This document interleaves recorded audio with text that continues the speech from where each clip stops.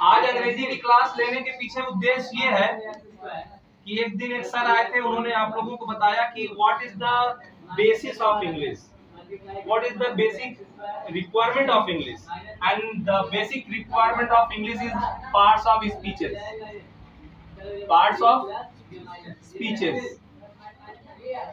बच्चे आपको पता होना चाहिए कि what are your parts of speeches.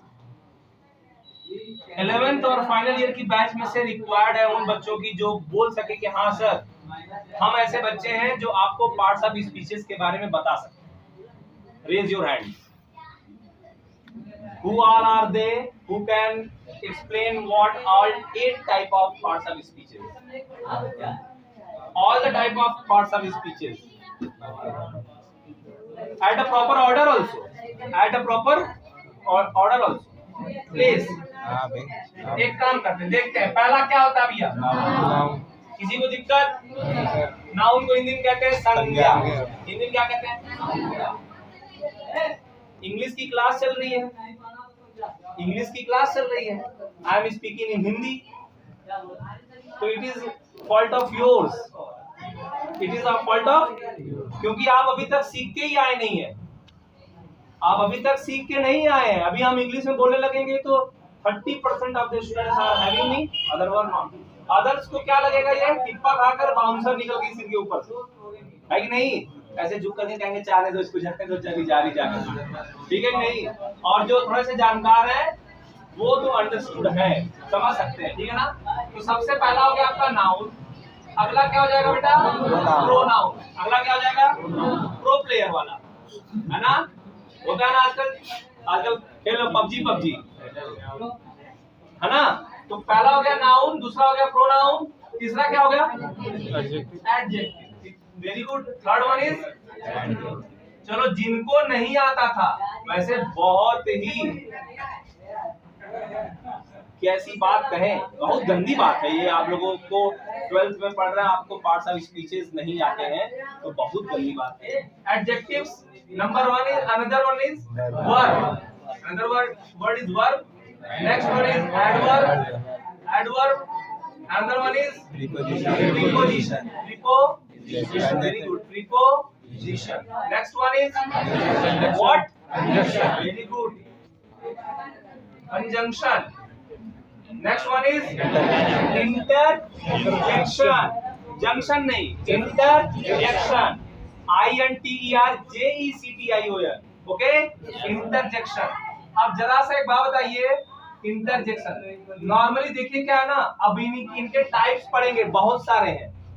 अरे नाउन के कितने टाइप, प्रोनाउन के कितने टाइप? 11 हम बताएंगे। हम कितने बताएंगे? 11। फिर एडजेक्टिव्स के कितने टाइप? तो adjective of verb, adjective of time, adjective of place, adjective of manner, तमाम टाइप के हैं। तो सबके टाइप को याद रखना बड़ा मुश्किल सा काम लगता है, लेकिन अगर आप एग्जांपल्स को फील करेंगे, उस दिन भी सर ने कहा ना कि English is very easy language, है ना? बहुत आसान भाषा है, बहुत ही आसान भाषा। इस भाषा से आसान कोई भाषा है क्या? सोचो यार, लिखते हैं और कुछ, पढ़ते हैं और कुछ, अर्थ 3-4 निकल जाता है कि नहीं निकल जाता? जैसे इसी में देखो, उस दिन बताया ना वॉइस, बताओ जरा, वॉइस का मतलब क्या हुआ? आवाज। वॉइस मतलब क्या हुई? अब हिंदी में वाच्य भी होता है, आवाज भी होता है। वॉइस को और भी कुछ कह सकते हैं क्या? क्या कह सकते हैं? क्या? बात। वॉइस को और क्या सकते हैं? भाई अपनी बात पहुंचाना ही तो वॉइस है। एक होता है स्पीच, स्पीच का मतलब होता है भाषण। आपसे कहेंगे कि you have to prepare a speech for your school, तो आप एक भाषण लिख लेंगे। और आपसे कहेंगे you have to write indirect speech of this word, तो आप उसका इनडायरेक्ट स्पीच लिख लेंगे। तो इनडायरेक्ट स्पीच का मतलब व्हाट की जगह क्या आ जाता है? वो स्पीच क्या कहलाती है? नहीं पता क्या? स्पीच का मतलब क्या हो जाता है? कथन। क्या हो जाता है? तो अंग्रेजी बेशर्मों वाली लैंग्वेज है, कुछ भी बोलिए, कुछ भी पढ़िए, बस you have to make the other one understood. आपको उस दिन 11th वाली क्लास में मैंने बताया था ना कि आपको सब मिला जुला करके सामने वाले पर्सन को अंडरस्टैंड करना है, अंडरस्टूड करना है, बस ना, और कुछ नहीं करवाना है। लेकिन जब आप लिखने लगते हैं बच्चे, जब आप लिखने लगते हैं तो you have to remind all the type of rules and regulations, okay. तब आपको सारे इंग्लिश के रूल्स और रेगुलेशन का ध्यान होना चाहिए। इसलिए सबसे पहले जरूरी क्या आते हैं, पार्ट्स ऑफ स्पीच आते हैं। Another one is there which is known as article बच्चे। Have you heard the name? Articles. Articles are a and the, okay, everyone has information about the use of a and the, है ना। For an example, एक बच्चे से किसी से मैं पूछूंगा अभी एक सवाल, एक मिनट, ठीक है ना। अभी हम एक जा रहे हैं वर्ड रखने, और उसके सामने हम पूछने जा रहे हैं कि what will be placed before those words, okay. I am asking about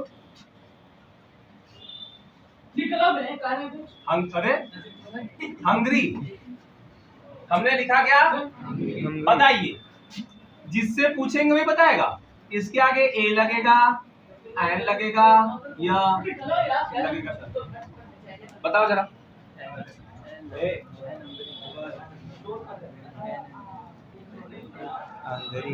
हाँ बता भैया, कितने लोग बता सकते हैं इसके आगे ए लगेगा, एन लगेगा कि द लगेगा? बस इतने ही बच्चे। अरे 50 की संख्या में बैठे हो, कम से कम एटलीस्ट 45 तो होने चाहिए ना, रेज योर हैंड। अब कितने लोग नहीं बता सकते कि कुछ नहीं लगेगा? कौन ऐसा है जो कह रहा है ना मार साहब कुछ न लगे? बता सकते हो क्या? कुछ न लगे, कोई ऐसा नहीं है ना। अभी देखो कृष्णा बताएगा, बताओ कृष्णा, इस हंग्री वर्ड के आगे कौन सा वर्ड लगेगा?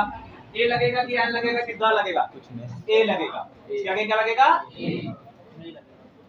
ये कुछ लगेगा।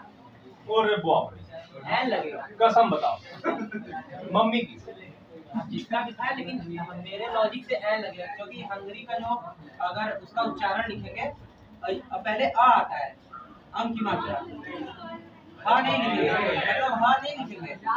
N angry man, angry man, angry नहीं पढ़ा। Have you ever heard the word pronounced as angry? No sir. No. I never heard the word hungry is pronounced. कितने लोगों को आ गया? तीनों।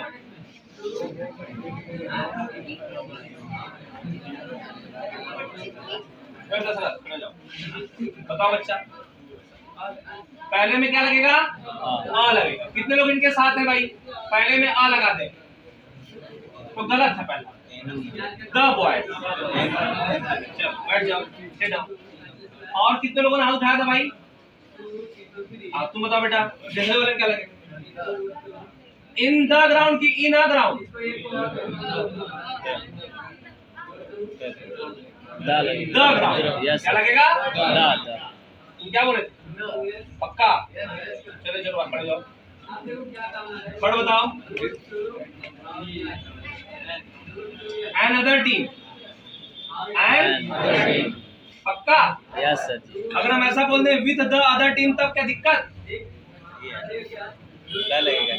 सोचो ध्यान से, सोचो, सेंटेंस को बनाओ फिर देखो। The boys are playing in the ground with the other team. The boys are playing in the ground with another team.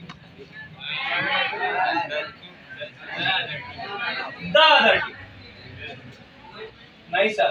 Another team. So you can use both. Here you can use both. A and भी सही है, the भी सही। समझ में आया? तुम क्या बोले थे? ए बोले थे?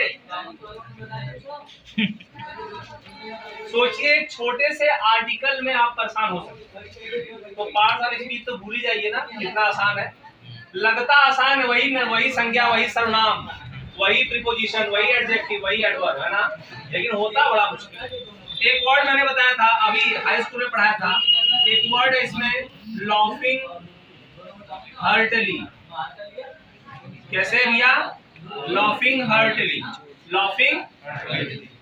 Here the word heartily is question mark.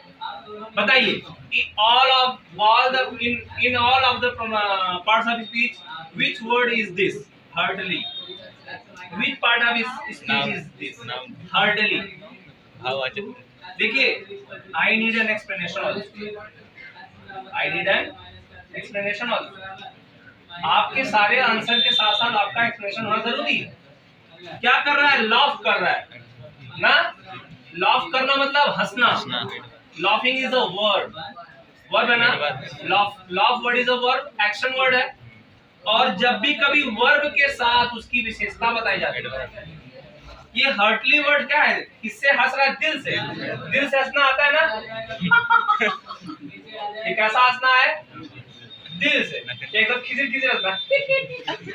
ये सेकंड टाइप का हंसना है ना। तो अलग अलग नाम है हंसने का। ये हर्टली वर्ड जो आता है वो किसके लिए आता है? मतलब अति प्रसन्न होकर के हंस रहे हैं। तो ये हंसने की विशेषता बता रहा है कि बता रहा है? तो what will be it? What? Adverb? Adverb? Adjective? अरे हाँ भाई, अरे वो एडवर्ब की डिफिनीशन क्या होती है? जो किसकी विशेषता बताता है? कई चीजों को बता देता है ना। किसकी विशेषता बताता है? एडवर्ब। वर्ब की बताता है, सबकी नहीं बताता। एडजेक्टिव एक ऐसा खतरनाक खिलाड़ी है जो नाउन की बताएगा, प्रोनाउन की बताएगा, एडजेक्टिव की भी बताएगा।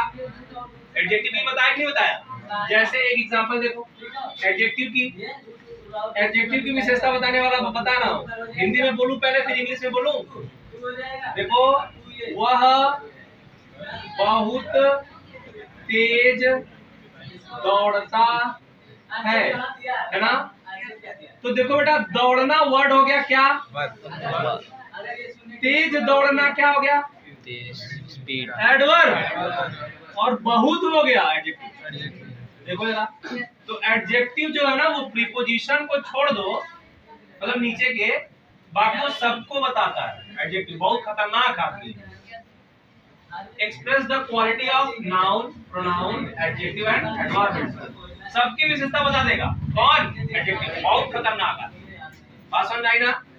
तो पार्ट्स ऑफ स्पीच को थोड़ा सा सीरियसली अगर हम पढ़ते हैं, थोड़ा सा सीरियसली, तो हमें बहुत फायदा होता है। और यही पार्ट्स ऑफ स्पीच पूरे सेंटेंस को ट्रांसलेट करने के लिए, अभी जब हम प्रेजेंट, पास्ट, फ्यूचर टेंस पे आएंगे तो इन्हीं को पहचानना होगा। तब आप जान पाएंगे कि सब्जेक्ट क्या होता है, वर्ब क्या होता है, ऑब्जेक्ट क्या होता है। सब्जेक्ट तो जानते होगे, हु वाज द सब्जेक्ट या who is the subject? The actor. कौन? The actor who acts upon a work, जिसके द्वारा वर्क अकम्प्लिश हो रहा है ना, वो उसको कहते हैं हम लोग। क्या कहते हैं? एक और वर्ड अंग्रेजी में क्या कहते हैं? सब्जेक्ट को एक नाम देते हैं बेटा, डूअर। क्या बोलते हैं? डू मतलब और अर लगा था करने वाला, हो जाएगा। तो ये हो गया का करने वाला। क्या हो गया? करने वाला। तो जो डूअर होता है ना बच्चे, वही क्या कहलाता है? आपका सब्जेक्ट कहलाता है। लेकिन सब्जेक्ट और ऑब्जेक्ट में भी बहुत उलझन है।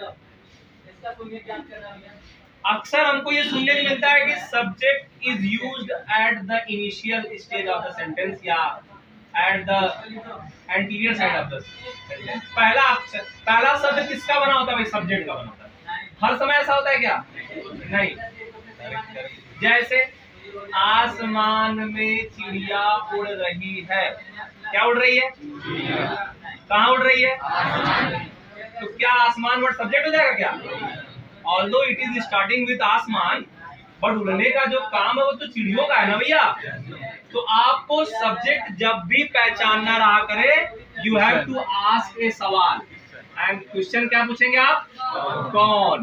क्या पूछेंगे? इसका जवाब जिस भी उत्तर से मिलेगा वही आपका सब्जेक्ट होगा। बताओ, आसमान में चिड़िया उड़ रही है, मैं सवाल पूछो, आसमान में कौन उड़ रहा है? कौन उड़ रहा है? अंकुर सर उड़ रहे हैं। ऐसा बात हुआ। हाँ, बोला था भैया, उनका अंदर से इच्छा हो उड़ेगा। समझा तू ना? जा बोला भैया, मैंने नहीं बोला कि भगवान ने मुंह दिया, बोला है कि नहीं? भगवान ने इंसान बनाया, इंसान बनाया और इंसान ऐसा बन गया कि क्या ही कहें। ठीक है, तो समझ में आ गया ये सब्जेक्ट। अब देखिए, जब हम नाउन फिर वापस हम पार्ट्स ऑफ स्पीच पर आते हैं। जब हम नाउन की बात करते हैं सबको हटा देते हैं, सिर्फ चलते हैं किसको लेकर के, नाउन। तो तुम लोग नाउन के बारे में जानते हो सर, वही पुराना डेफिनेशन सबको आ गया। Noun is the name of person place or thing, noun is the name of person place or thing. संज्ञा वह शब्द है जिसके द्वारा किसी के व्यक्ति, किसी स्थान, किसी भाव आदि के नाम को संज्ञा। बहुत जोरों में याद किए कक्षा 5, कितने कक्षा से? और भाई साहब कक्षा 5 से याद करके अभी भी नाउन पढ़ रहे हो, शर्म की बात है। चुल्लू पर पानी में तो जान नहीं जाएगी, गोबर चुल्लू पर पानी में जान नहीं जाती है। तो आजकल तो उससे से वो कर रहे हैं सब, इधर से श्वास लेके इधर से निकाल देंगे चुल्लू पर पानी, क्योंकि वो आरएसएस वाले जो है वो उधर स्वर्गीय शिशु मंदिर वाले, वहाँ शाखा चलता है, देखो नहीं। नमस्ते सदा वत्सले मातृभूमि बड़ा आनंददायक है, सुबह सुबह चलता है ना, वहाँ सिखाया जाता है इधर पानी लीजिए, इधर निकाल लीजिए। लेकिन गोबर अटक जाएगा भाई साहब, तो गोबर से जान जाएगी। तो चुल्लू पर आप पानी में डूबने को किसी का चुल्लू पानी में डूब मारो, कर ले आओ ले आओ, हम डूब के देखें जरा। तो तुम लोग इधर पानी ले लेना, इधर निकाल देना, ठीक है ना। लेकिन गोबर क्या देगा तो कहना नहीं भाई साहब, जान चली जाएगी, अड़क जाएगा जाके वो।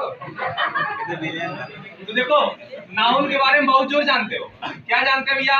ये है एक टाइप का व्यक्ति का नाम। किसका नाम है? व्यक्ति का। व्यक्ति का।